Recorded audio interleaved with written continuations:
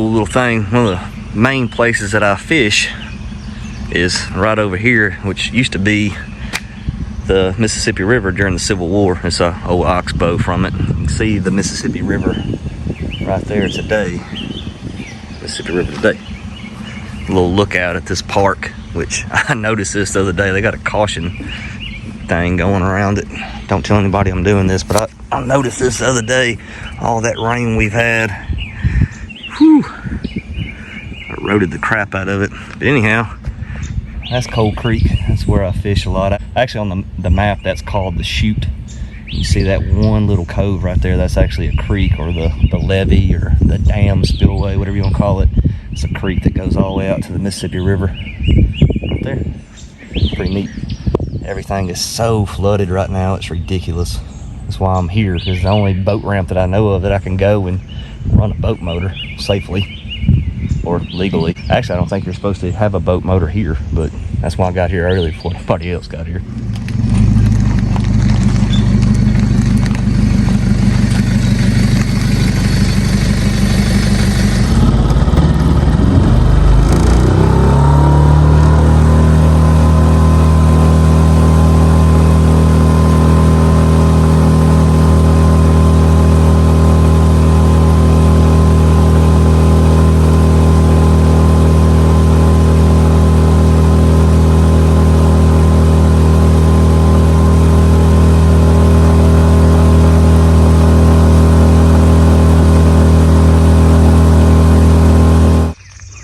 Well, let me show you guys what I did to beef up this transom a little bit.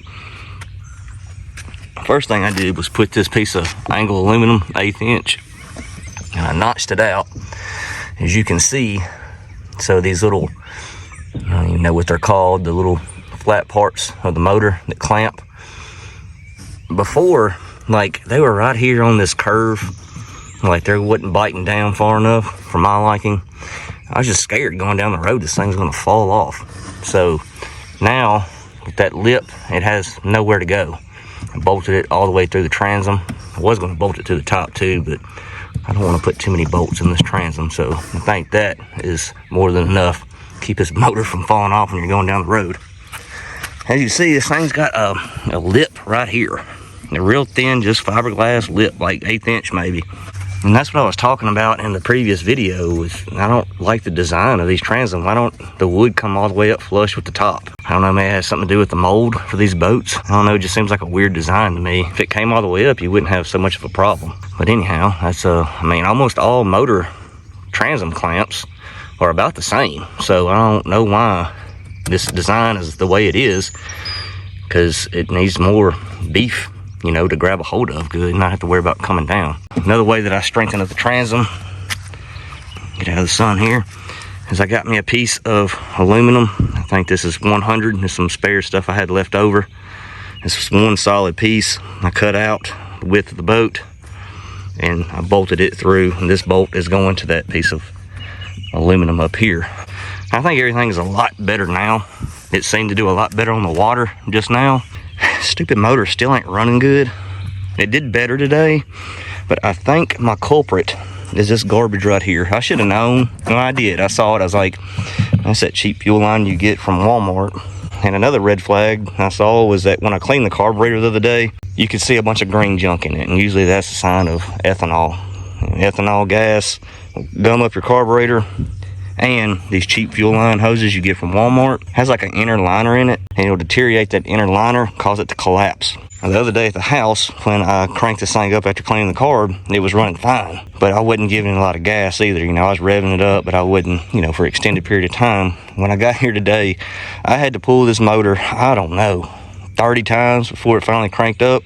What I ended up doing to get it to crank finally is, this was firm, but I was having to mash the crap out of it. I took the hood off and I was looking at the little fuel filter in there, and it barely had any gas to it. And when I was squeezing the crap out of this tube, I was actually having to get some leverage to it. You can see just a little bit of gas going in at a time. And once I finally filled that fuel filter up, I actually overflowed the carb, it fired right up. So I think that is the main issue right now. So I need to get some actual car fuel line, automotive fuel line, replace this stuff. I think I got some at home. I mean, I've been doing this crap long enough. I should have known. It crossed my mind, but I was like, I don't know, maybe I'll get lucky And I done spent so much money on this daggum boat that, I don't know, you shouldn't cut corners.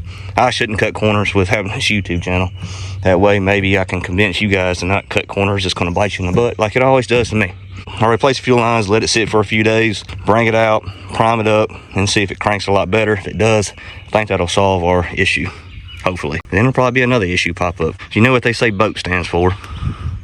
And I'm tired of busting out money on this one. Just want to confirm what I thought was true. Y'all see all that gunk? That's that inner lining deteriorating.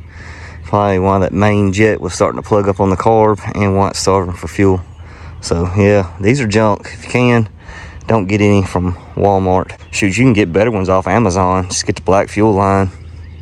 You can get a bulb with it and be a whole lot better shape than this garbage. If you're running non-ethanol, it might last longer, but to be on the safe side, don't get this crap. Look at that. Gross. All right, dudes, I'm gonna wrap up the little Gheenoe. I know this video was kind of lame, just me putting around this boat. I knew I wanted to take it out one more time to test that motor, and apparently I still got a couple issues, but I think they're gonna be pretty easy to fix.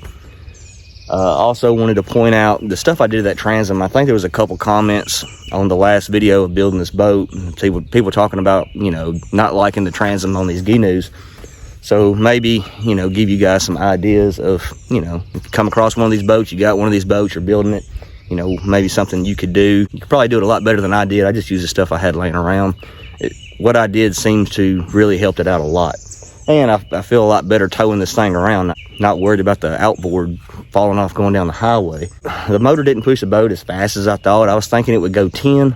We got 8 and it would start starving out for fuel. I'm assuming that gas line. I don't think it would get much faster than that unless you added some weight up front. Maybe a small human would help plane it out, and you might get another mile an hour or two by adding some weight to the front to get that nose down, get it on a plane. But I mean, how fast do you want to go in a little canoe? I mean, for what I would ever use it for, 8 miles per hour is fine.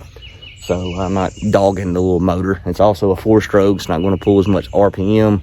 If you can find a 5-horse 2-stroke or 6-horse 2-stroke, I'm sure you probably wouldn't have much of a problem to get on a plane and get them extra miles per hour out of it. Some people asked about the stability. The first time I took it out, I couldn't really tell because the daggum motor was running bad. Today, I actually walked around a little bit and trolled some to see how it was. Now, it's a canoe, so it's not like the most stable thing in the world. It's not a 1756, you know.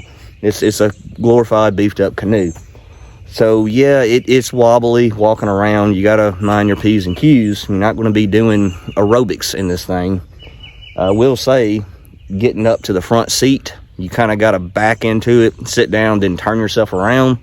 But once you do that, I mean, sitting there trolling is fine. The boat actually sit very level with me up front and seemed very stable with me trolling. 2 people in the boat trying to pass each other and stuff, you're going to have to, you know, be mindful of what each other's doing. But I am going to be listing this boat. I will list it, you know, with an option to sell without the motor, because I have another boat that I'm working on that motor would fit on great. And I'm having the worst time this year finding small outboards around here. I actually had to drive over an hour to get this outboard, which came with a boat. And then I bought a 6-horse Evinrude that ended up having low compression. It was over an hour away. Nothing's popping up around here. So if somebody wants to buy it without the motor, I'll knock a big chunk off. And also going back to the stability, I'm 200 pounds, over 200 pounds, I'm sure. I'm probably scaring 220 right now. I don't want to get on the scale because it's going to hurt my feelings. Maybe stop doing so many 12-ounce curls. But a smaller person or someone that's a little less fat probably won't have as much problems. I don't see a 250-pound person really being interested in a boat this size. It'd be great for a teenager or, like I said, somebody that's less fat.